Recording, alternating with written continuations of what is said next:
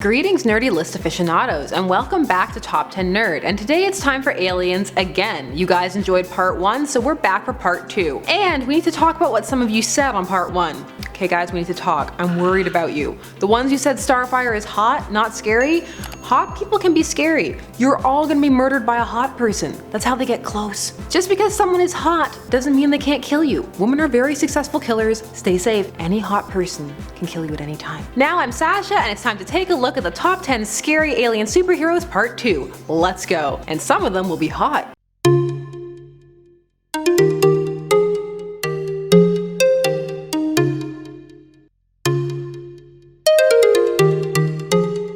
Number 10.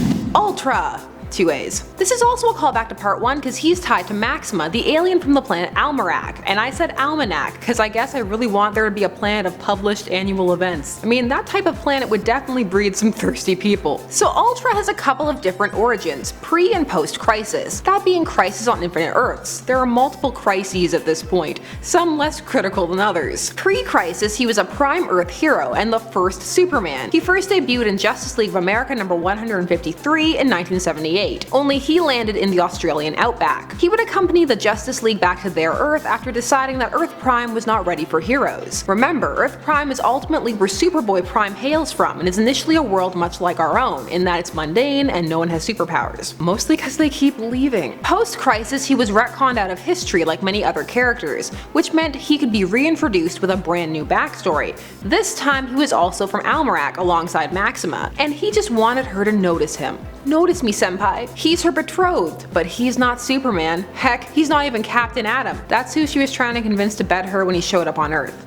Captain Atom? Maxima? Really? Come on now. Contain the thirst, or at least direct it. Captain Atom throws the fight, by the way. Embarrassing. Just embarrassing for all involved. ULTRAA was briefly reintroduced in the New 52 and faced off against the version we just mentioned. And since then, zilch, nada. You either get erased out of the timeline a hero or live long enough to see yourself become a thirst machine. Yeah, what's scary about ULTRAA is what a waste he was. We could have done something with an Australian Superman. Instead, he came to naught. Also, these heroes coming to Earth to fight over who sleeps with who. Stop it. The people will only tolerate collateral damage if it actually has to do with them. Number 9.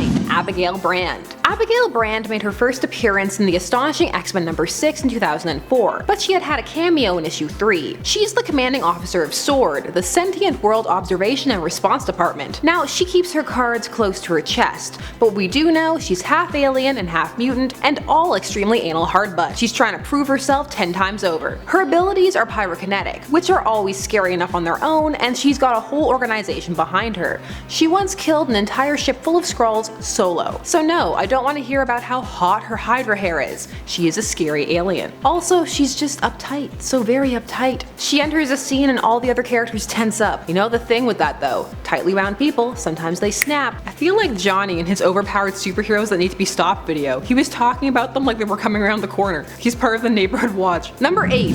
Mogo, the Living Planet. This character first debuted in Green Lantern Volume 2 number 188 in 1985. His first story was called Mogo Doesn't Socialize by beloved writer Alan Moore. Mogo is a living planet who had the desire to join the Corps, so it rearranged its foliage to create the symbol. Over time, Mogo has come to play more and more of a prominent role in the Corps, and more has been added to his backstory. So Mogo can move itself across the galaxy, just up and move. This giant planet traveling through space. It also controls its surface, so lanterns have dropped threats onto it and the landscape will rearrange to take them out. Also, it's not a great ride for lanterns who land on it either. Sometimes they experience visions. Kyle in particular had a rough go of it. However, all of the things Mogo does are sustained by the Green Lantern energy powering him. If that depletes, he falls into a comatose state. It also helps telepathically guide Green Lantern rings to their new wielders, so yeah, remember that villainous Corps, Sinestro. Just imagine being pursued by a giant cop planet. No thank you. A sentient planet hunting you down? Yeah, sounds scary to me, a mere mortal. Number 7. Hyperion.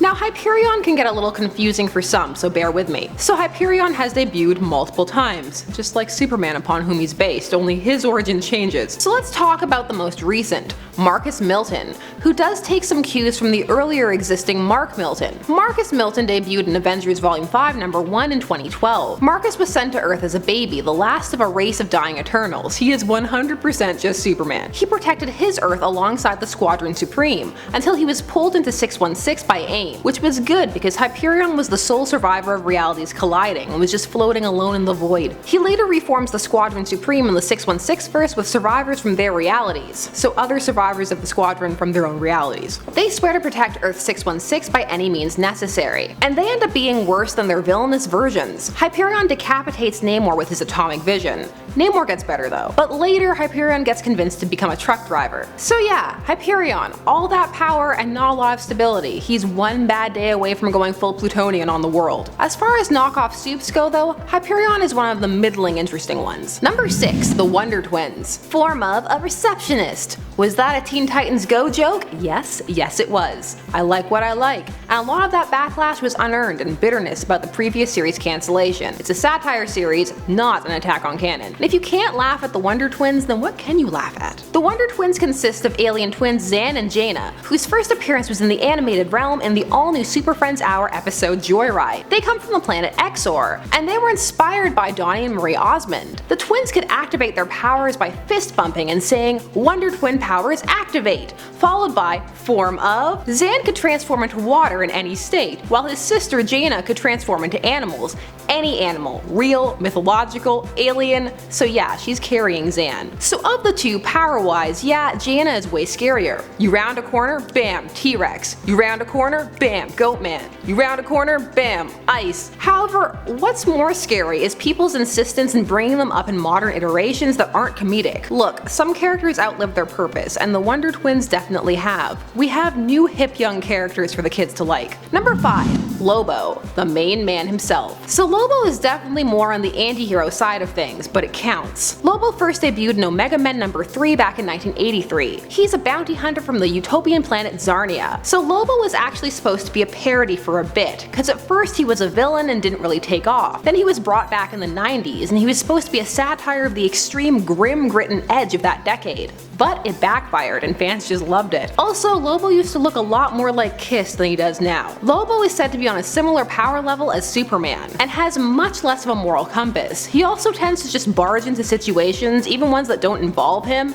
and tends not to have a lot of respect for the other heroes. For like 2 seconds in Brightest Day, he had a Red Lantern ring. So Lobo is just a lot of a lot. That's too much enthusiasm to be hunted down with. Now I can see the comments now. Lobo's not scary, he's cool. To which I say again, cool people can be scary. Fear everyone, constant vigilance. Number 4, Groot. Yes, Groot. Get that adorable dancing baby Groot out of your head and think of the tall hulking tree. Groot first debuted in Tales to Astonish number 13 back in 1960, and his name literally means large. So yeah, I am Groot, I am large. Groot is a Flora Colossus from Planet X. Also, they have a language, it just sounds like I am Groot over and over to us. Aside from what you see in the MCU with the growth and the angry branches that snarl, curl, and throw, Groot can also control other plants and fauna. Also, he's very hard to kill because he'll just grow back. Groot is great if he's on your side, but facing up against an angry tree, I've seen The Evil Dead. Number 3, Rocket Raccoon. I won't separate this dynamic duo. They can bring fear together. Again, I can hear the "aw, cute," but put the MCU aside and think of an actual raccoon with its arched back and its claws and its rage. Animals are our friends, but a healthy level of respect for the wild, please. Almost anything out there can tear your face off.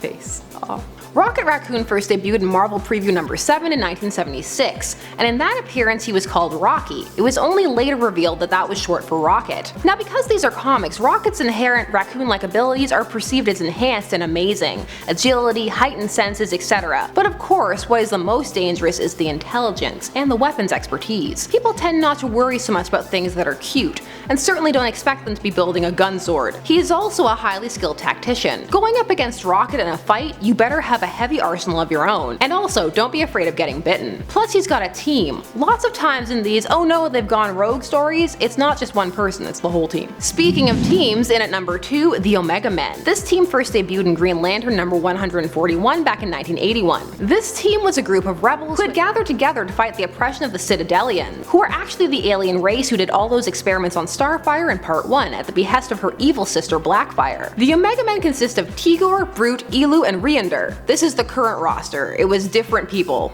Some died in the conflict, also I'm sorry if it's Ryender. Now people bring the Omega Men back every now and again, most recently Tom King, whose quality varies wildly. So why are they so high up? I mean, especially people barely know who they are. Well, you know what that means. There's the opportunity to bring them back as full-blown villains, an evil alien menace. Comics do this a lot as an attempt to revamp and revitalize a story. Just bring the people back but flip them. If they were bad, now they're good, and vice versa. Number 1. The Plutonian. He hails from Mark Waid's series Irredeemable, which ran from April 2009 to May 2012, and it follows the descent, or rather the aftermath of the descent, of the titular hero, the Plutonian, a Superman-esque figure, and the fight of his former friends and teammates to stop him. What's so scary about the Plutonian is that his descent is so well executed, as it is slowly unveiled what went wrong and why he snapped and begun killing his former friends and innocents. It's chilling. What the story plays with really is super hearing. That's where it all starts. During past sequences, you see how the things he hears take a toll on him. People whispering behind his back even as they smile to his face that he's fake, that they hate him,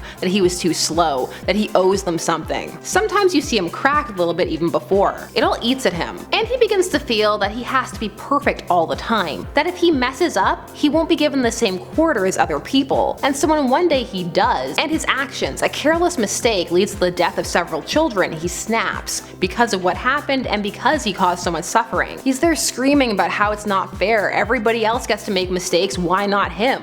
Why is he irredeemable? He then proceeds to make himself completely irredeemable, first in a bid to cover up what happened, and eventually just because he doesn't care anymore. Personally, I liked this series up until about the 3/4 mark. The solution, in my opinion, felt very backed into a cornery, but his descent is my favorite Superman descent into madness ever.